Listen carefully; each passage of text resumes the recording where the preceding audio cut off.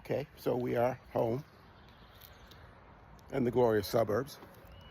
It is 91 degrees here in Georgia, but it's 97 in New York.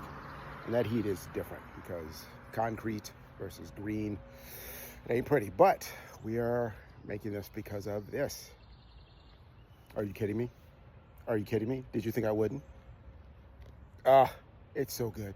It's so good. I love it so much. That first episode was so much fun, and all the little things that they did to sow plot strands for the future. At one point, when the robots in the fortress, you hear the Candor situation. Candor! Yes, yes. I keep forgetting sometimes that it's not really totally a kid's cartoon because the way it looks and it's depicted in the humor and everything. Because when Clark mentions that, let's basically saying, hey, let's live together now, and he mentions a school system, that means he wants to have kids. And this continues on in the next episode where they go to the toy fair and he buys a little farm, and it's got like the little bassinet, and Lois is freaking out over this, which continues into the third episode, which is one we just saw.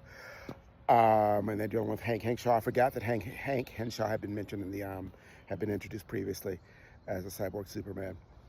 And then also they break into song. They just break into song. And I love that. I don't like musicals, but I love that they did that. They're like, well, yeah, we're just going to make this part of the show now. And it was great. I loved every bit of that. And I love when it comes to like the characterization. Clark in the little toy farm, that carried on from the second episode to the third episode. And he loves this little toy farm he's got. And he's just like putting it together perfectly. Love that. And then, of course, we got the end where we see that the Superboy clone is coming from the future. They're doing the Terminator. I got no problems with it. Give it a man. We still have the other clone. When they go into when they went into what was basically, God, what was it called? Jack Kirby created it. The lab outside of town where they go. And they find out about the Superboy clones and everything. Otto Binder. Otto Binder was the name of the guy who had the Superman clone and was raised him to be a good person. And I love how that little message resonated with Supergirl. Oh, it's just so good on the show. It's just so good. And now we've got the other clone Superman out there running around. But Otto Binder, we've talked about Otto Binder many, many times. Otto Binder was one of the architects of the Silver Age, and he created so much. We talk about him all the time. So much of the fun Silver Age stuff. And to make him the good father of the clone Superboy was just perfect. Yeah, and remember when he looks into the ground and sees the grave, and he says, oh yeah, there's a body in there. I forget, again, this is not necessarily a kid's show. Yes, I know it premieres on Adult Swim, but still, sometimes I forget. But yeah, I'm absolutely loving this season. Oh, and it was queer friendly in time for Pride because you saw that the dating app the dating place that Jimmy went to, it was two women who were a couple. So yeah, we love that. Oh, and I love the little thing at the end. It's like on the screen, it's like Jimmy Olsen still being carried by women. Love it. And when Clark would appear on the camera, it's like, I didn't sign an NDA.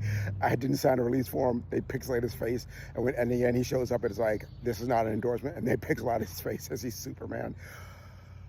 Yeah, this show just makes me so happy. Oh, and last but not least, you saw Jessica Cruz on the second episode. So there's going to be a Green Lantern sister show coming. And we actually saw Green Lantern in this last episode.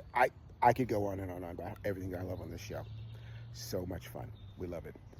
Yeah. There's so much that is new. Earth is so big, the future is grand. So many human musicians could become your favorite band. I've got a favorite band. You're the new girl in town. Let's just focus on you. I've got my life locked down. Oh, look at these clothes. A look for every day. In the sunshine, snow, or rain. Whatever comes our way. Do you think it will rain? Will it soak all my stuff? I've got one big dumb coat. What if that's not enough? But the future is open. The present was fine. Tomorrow is coming. Do not be left behind by the future. And look, you can pick what you want your life to be. A castle or space or a house in a tree. I can't risk any change. There's just too much to lose. Maybe give me more time and then later I'll choose.